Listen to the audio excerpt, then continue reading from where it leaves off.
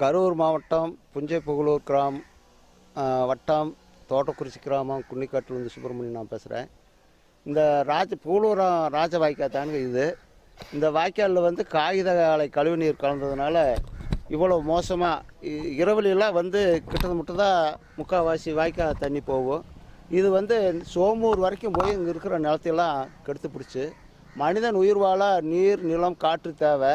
காற்றை வந்து ஹைட்ரேஷன் மூலமாக காகித ஆலை வந்து விடுது. அது எப்படின்னு கண்டுபிடிக்க முடியல. இது வந்து 84லேருந்து தொடர்ச்சியாக காகித ஆலை ஆரம்பித்தா பிடிச்சி இந்த தண்ணி போய் இங்கே இருக்கிற வளமான காவிரியுடைய படுகை நிலமெல்லாம் பொட்டல் காடாக ஆகி இப்போல்லாம் கோரை விளையிறதுக்கு நிலைமைக்கு வந்துருச்சு. வருடம் இப்படி வர்றதுனால சென்ற ஆண்டு ஆகஸ்ட் மாதத்துலேயே மக்கள் குறைதி இருக்கிறனால கலெக்டர் மாவட்ட ஆட்சித்தலைவரோட விவசாயிகள்லாம் சேர்ந்து ஒரு மனு கொடுத்தோம். அதுக்கு கேட்கல. அப்புறம் டிசம்பர் 26 விவசாய குறைதி இருக்கிறனால இது கொடுத்தோன்னே அப்புறம் எல்லாரும் ஆட்சித்தலைவனுடைய பரிந்துரையின்படி எல்லாம் வந்து பார்த்து இனிமேல் தண்ணியே வராது அப்படின்னாங்க.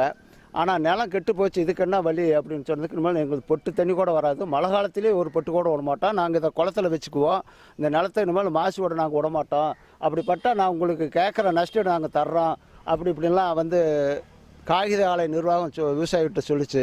ஆனால் இப்போ ஒரு வார காலமாக இப்போ மேட்டூரில் நல்ல தண்ணி வர்ற காலத்தில் இப்போ விவசாயம் பண்ணுறதுக்கு இல்லாமல் இப்போ மேட்டூரில் வந்து ராஜவாய்க்காலிருந்து தண்ணி நிறையா வந்து நெரூர் வரைக்கும் இது போக வேண்டிய காலகட்டத்தில் இப்படி காகித ஆலை தண்ணி போனால் எப்படி விவசாயம் பண்ணுறது?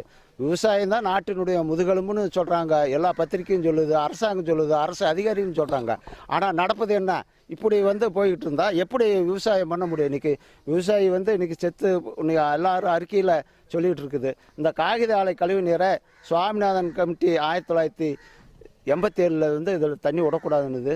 92லேயுமே ஹைகோர்ட்டு சொல்லிச்சு, டெல்லி கோர்ட்டு சுப்ரீம் கோர்ட்டுன்னு சொல்லியிருக்குது இந்த ராஜவாய்க்காலில் தண்ணி விடக்கூடாதுன்னு. விவசாயிகளுடைய ஆர்ப்பாட்டம் இதில் முயற்சியில் இதெல்லாம் ஆய்வு பண்ணி இது சொன்னாங்க. ஆனால் இந்த தமிழ்நாடு காகித ஆலை நிர்வாகம் இந்நாள் வரைக்கும் இதை கண்டுகொள்ளவில்லை. இப்பொழுது பாருங்கள், ஒரு வார காலமாக இப்படி போய்கிட்டு இருந்தால் நாங்கள் எப்படி விவசாயம் பண்ணுறது? அதனால் இது உடனடியாக இதுக்கு ஒரு தீர்வு வேணுமாறு விவசாய சார்பாக கேட்டுக்கொள்கிறேன்.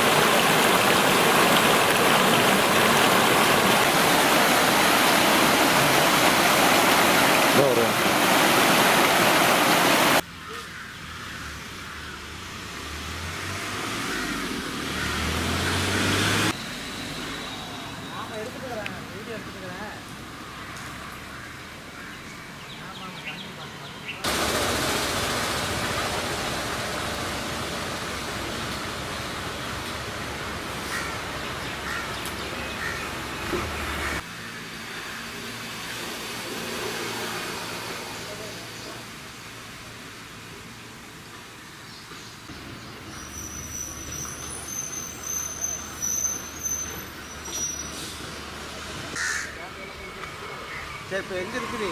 ஆறு என்ன வேலை? கேட்டுக்கிறேன். நேற்று போனேன், அப்புறம் அப்படியே பார்த்து வந்துருக்கலாம். நான் கூட பார்த்து வாங்கி வந்துருக்கேன், போட்டு விட்டுலாம். நான் நேற்று உன்னை கேட்கலான்னு நினச்சேன், நானும் மறந்து வச்சு. நீ வாங்க போவேன், 2-3 தடவை மேலே போனேன், வாங்கி வந்துருக்கேன், போனேன் அப்படின்னு பார்த்து. அது அங்கே போனால் இன்னும் நல்லா இருக்குது. நாங்கள் எடுத்துக்கலாம் அந்த கலர். இது நல்லா தண்ணியோட கொஞ்சம் கலந்துருச்சு. இது அங்கே போகலாமா?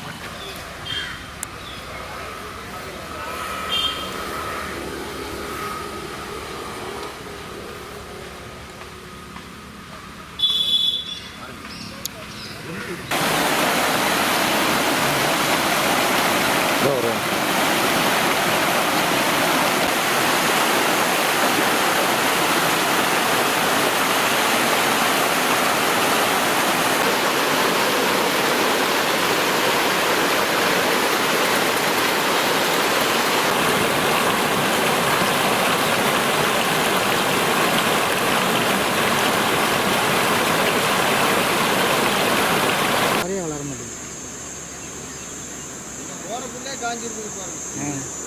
முன்னாடி பாதிப்பு அப்படி போயிருக்கு. இந்த மழை கூட